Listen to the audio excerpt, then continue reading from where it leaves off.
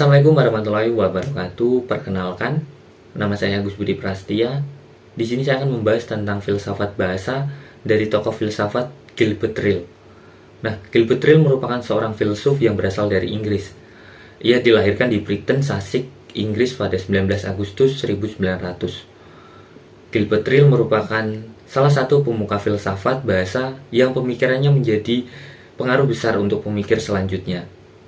Gilbert Ryle juga menggunakan pendekatan teori dari Wittgenstein dalam mengembangkan pemikirannya di ranah filsafat.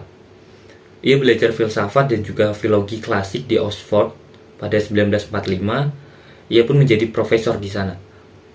Di tahun 1947, ia menjadi pemimpin majalah Wind menggantikan George Moore.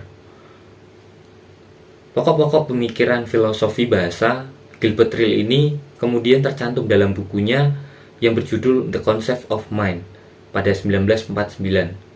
Buku ini membahas dan mempelajari konsep-konsep yang berkaitan dengan kehidupan mental, seperti perasaan, persepsi, fantasi, ingatan, pemahaman, kemauan, motivasi, dan sebagainya.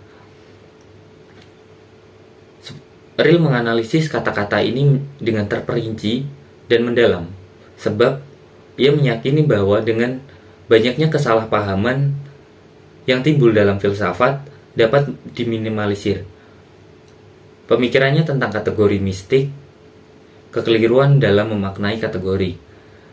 Mereka yang menggunakan kekeliruan ini akan melukiskan fakta-fakta yang termasuk dalam kategori satu dengan menggunakan ciri-ciri logis yang menandai kategori lain.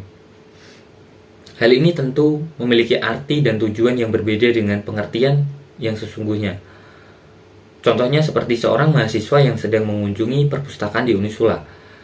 Setelah sampai di perpustakaan, ia melihat koleksi buku yang ada di lemari perpustakaan, yang berisi tentang buku kebudayaan, kebahasaan, struktur bahasa, grammar, dan struktur. Nah, kemudian ia bertanya kepada penjaga, "Bu, saya ingin mengetahui tentang salah satu buku yang membicarakan tentang ilmu sastra." Nah, perkataan ini jelas merupakan kategori mistik, sebab jenis buku yang membahas tentang ilmu sastra adalah buku yang baru saja mahasiswa tersebut lihat.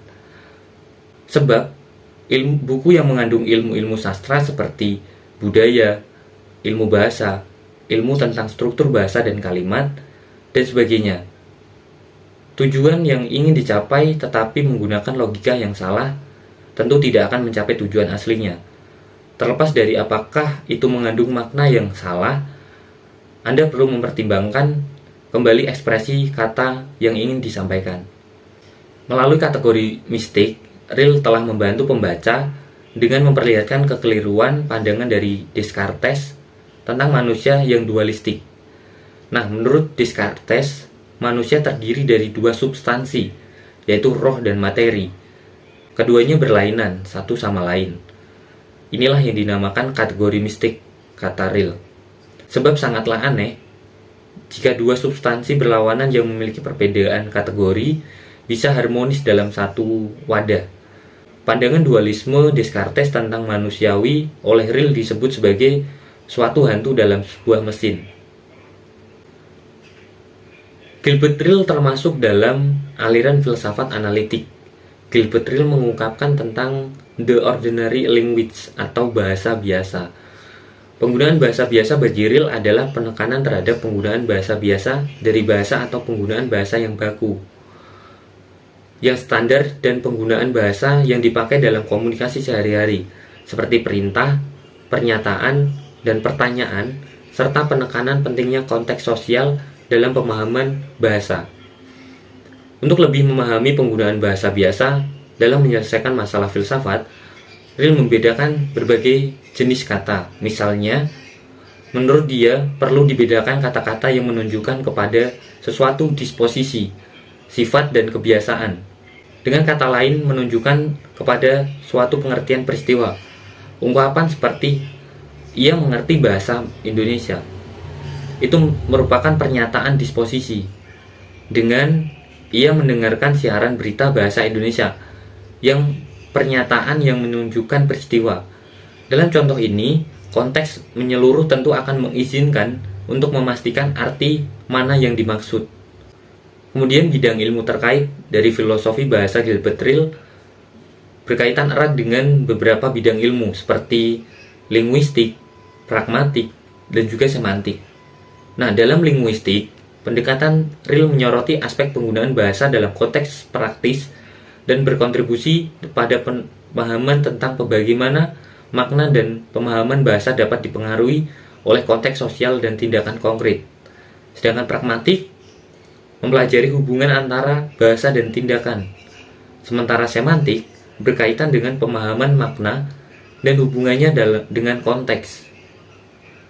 Kemudian aplikasinya dalam ilmu kebahasaan.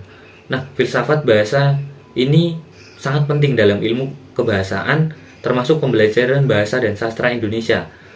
Dalam konteks pembelajaran bahasa, pemahaman filsafat bahasa dapat membantu dalam menganalisis struktur dan makna kalimat, memahami konteks komunikatif, serta mempertimbangkan aspek pragmatik dalam penggunaan bahasa sehari-hari. Selain itu, dalam mempelajari sastra, filsafat bahasa dapat membantu dalam menafsirkan dan juga menganalisis teks sastra, memahami makna yang tersembunyi dalam karya sastra, dan juga mempertimbangkan penggunaan bahasa secara kreatif oleh penulis. Secara keseluruhan, kontribusi Gilbert Ryle dalam filsafat bahasa termasuk kategori mistik, aliran filsafat bahasa, serta aplikasinya dalam ilmu kebahasaan memiliki nilai yang signifikan. Pemikiran Ryle mengajarkan kita untuk memahami pentingnya kejelasan, konteks, dan konvensi dalam penggunaan bahasa sehari-hari. Dalam konteks ilmu kebahasaan, konsep-konsep ini dapat membantu meningkatkan pemahaman dan aplikasi bahasa yang lebih baik dalam pembelajaran dan pengkajian bahasa dan sastra Indonesia. Nah, sekian pembahasan tentang pandangan filsafat bahasa oleh Gilbert Ryle. Sekian, wassalamualaikum warahmatullahi wabarakatuh.